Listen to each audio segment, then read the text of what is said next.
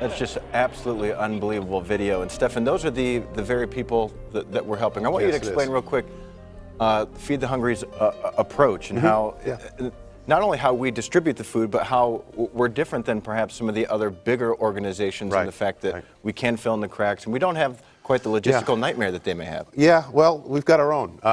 Right now in Haiti, it's amazing, Pete, there is just a mass of supplies staged at the airport, the Louverture airport there, but they're not getting anywhere.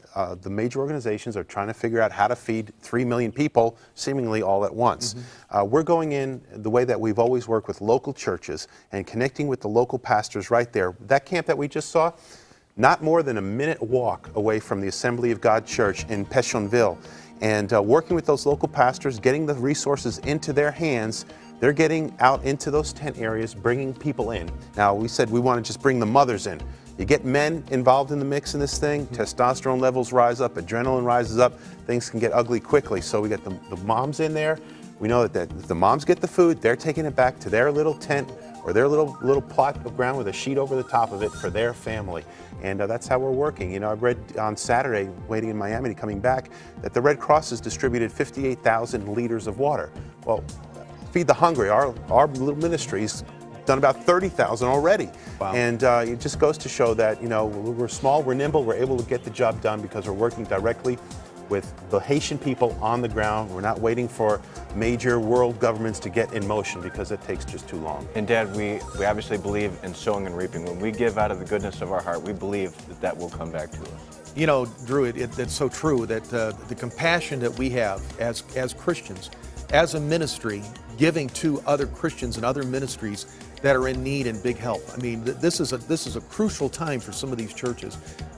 You know, literally make or break. Are they going to survive? Are they going to not survive? I mean, they maybe have a large number of their congregants who have died, you know, from this earthquake. And so they've got an opportunity now to be able to reach out to their community, but they can't do it without our help. And as Stefan was saying, it's a very focused effort. I appreciate the fact that we specifically are bringing in moms, because that means the children are being fed. More than likely, the food's not being resold on the black market, and hopefully we can literally change lives all over Port-au-Prince and Haiti in general. And this is literally devastation like I don't think any of us in this country can imagine. I mean, family members dead, everything lost, homes lost. I mean, if they had a vehicle, smashed underneath buildings like we saw in that B-roll. Unbelievable. We need your help right now. Now is the time. Tomorrow may be too late. Go to the phone, 1-888-832-6384. Go to feedthehungry.org. Do it today. We badly need your help. So do the Haitians. We'll be right back. Welcome back to a very special LeSEA in Action, where we're talking about the extreme need in Haiti and how us here at Feed the Hungry want to do everything that we can to help. And just to kind of break down a very simple kind of back of the napkin, if you will, breakdown of what's needed, I printed off this CNN opinion piece, which I thought was fantastic. And this really puts it in very broad terms. This isn't any exact number, but let's just say that there's about 3 million Haitians who, many of whom have lost absolutely everything, so that at least for a period of time, they're each going to need about 5 pounds of goods every single day. That's food, water, medical supplies, soap, cooking fuel, gasoline, to get everything there every single day. So that means 15 million pounds of goods needs to get there every single day. That's 7,500 tons, 15 million pounds. If a cargo plane can only carry 75 tons, that means 100 flights need to land per day, with one landing every 15 minutes being unloaded and distributed. And Stefan, now they do have the ports open. Starting to, yeah. But I mean, we've heard a lot of complaining about the way that the airport's being run. But I mean, that's a huge amount. That's a tough task. It is. And the airport there, you know, they've got one airstrip that they're working off of, and they've ramped up the number of flights that have come in. And Dad, you have some facts that you've been doing some investigating into why there is such a backup at the airport. Well, first of all, the control tower fell down. So they had no radar, they had no control tower whatsoever. So the United States military has gone in and set up a temporary facility that's managing the air traffic control. As you said, they went from 30 flights to about 150 flights a day. There is a backlog of 1,400 requests for flights to land in Haiti right now. The airport runway cannot handle it. As Stefan was saying, there's one runway. Even here in Little South Bend, we have a bigger terminal and longer runways and more runway capabilities than Port-au-Prince, Haiti. Plus, they got to park all these airplanes somewhere. And you got to park the airplane somewhere, you know. And a lot of times they're telling people, do not land here unless you have the fuel to take off and go back. Wow. Don't come here unless you have the capability of leaving. So it's a terrible logistical nightmare. You know, thank God the port is finally open, thanks to our United States military again, rebuilding part of it. They've got part of it open so that they can offload, but they can only offload ships today that have cranes on the ship. There's no cranes on shore to help offload. So, you know, the logistics of it is very difficult.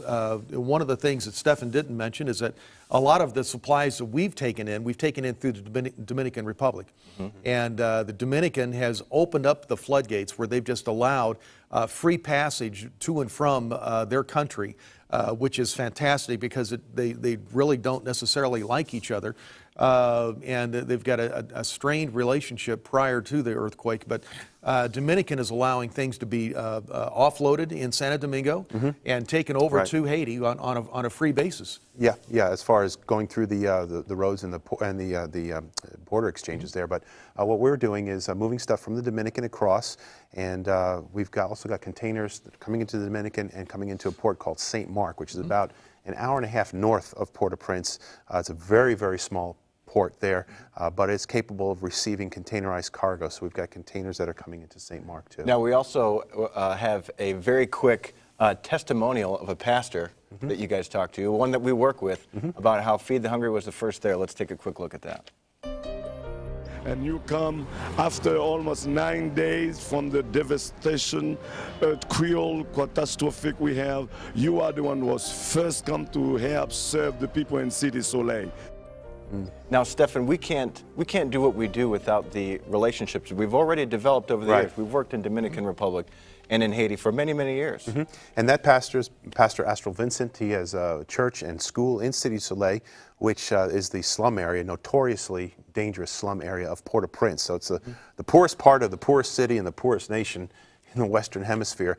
He received a cargo shipment from us back in November with with beans and canned goods, and he's been actually using that to help his people. But that's just rice and canned goods. So we arrived with a full complement of water and candles and soaps and other ready-to-eat food items for the people that are really just right outside of his church doors. There's a tent city there of several hundred people that are camped out right outside the church. And so we were able to get down there and help those folks right away because we know a good pastor there. And because the area is a little dangerous, that's the reason why we were the first ones there, because some of the bigger, the bigger guns weren't going down there. The United Nations basically, they've announced they're not providing security detail. They're not going down into Cité Soleil because it is just such a rough neighborhood.